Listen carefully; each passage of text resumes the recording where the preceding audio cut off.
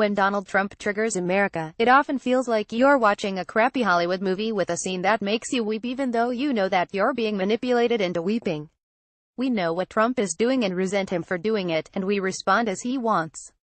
When Trump decided last month to launch an attack against football players who take a knee during the national anthem, supporters and foes alike ran to the trenches to pick up the rifle for their side.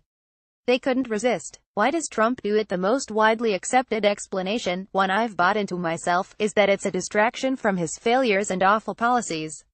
Many of Trump's deplorables also fear something more, that it's a cover as he prepares to sell them out. But Trump has a habit of tiptoeing to the brink of displeasing his base and then pulling back.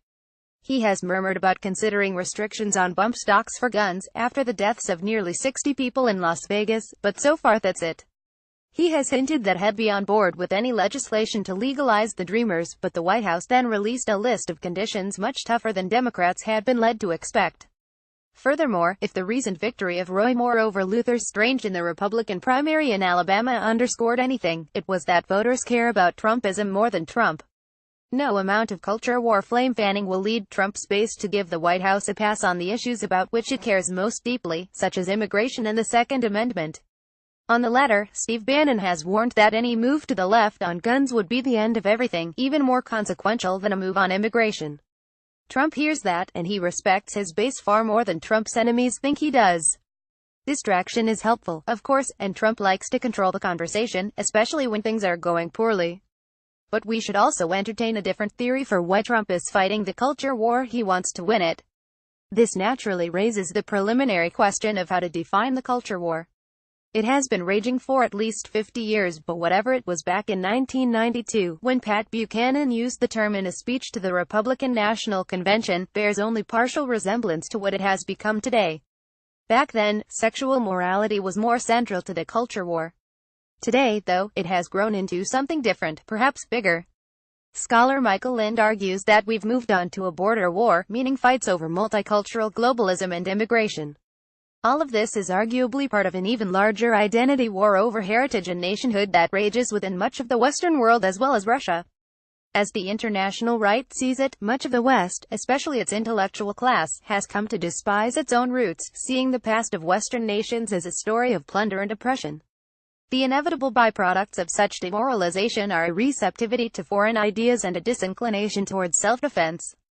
After all, if your kingdom consists of ill-gotten gains, it's hard to justify keeping it for yourself.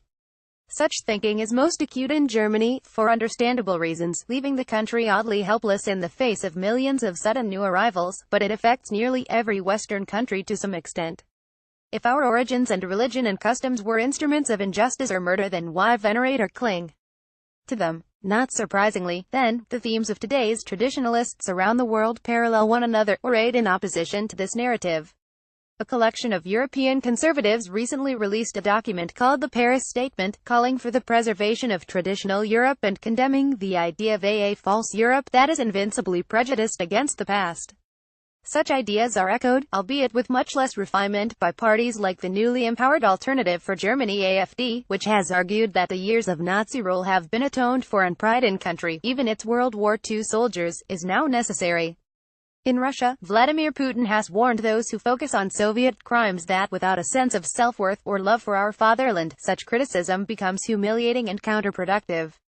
Donald Trump has been offering the American echo of these ideas, stating in Poland that the fundamental question of our time is whether the West has the will to survive, and issuing a proclamation this week that offered only praise for Christopher Columbus.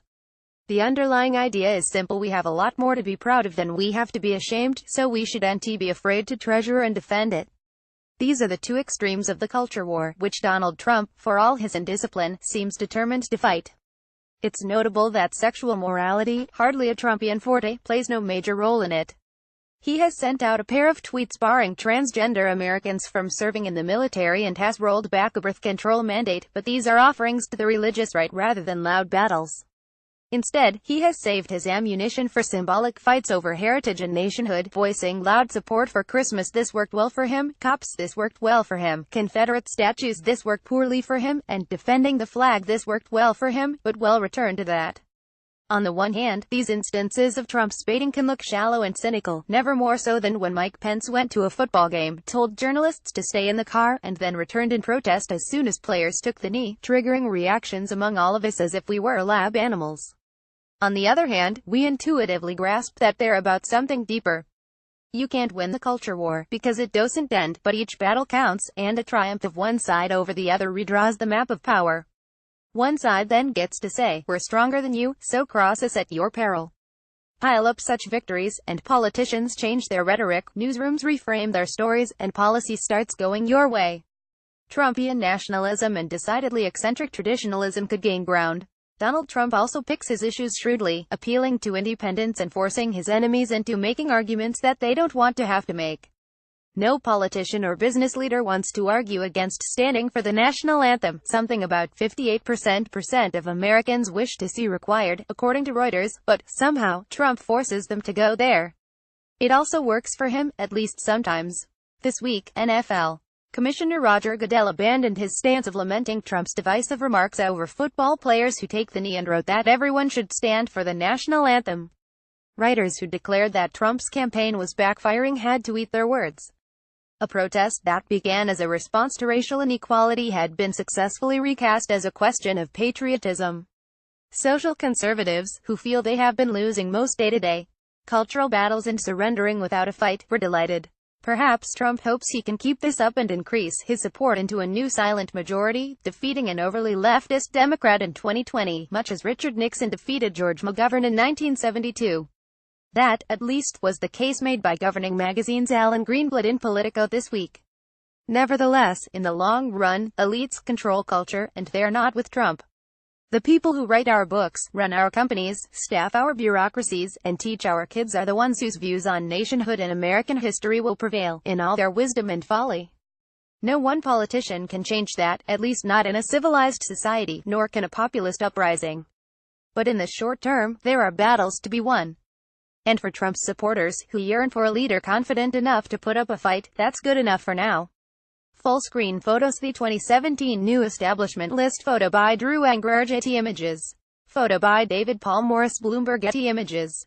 Photo by Noam Galaiwireimage. Photo by Jeff Chiuap. Images. Photo by Noam Galay. Getty Images. Photo by David Paul Morris. Bloomberg. Getty Images. Photo by Michael Kavak. Getty Images.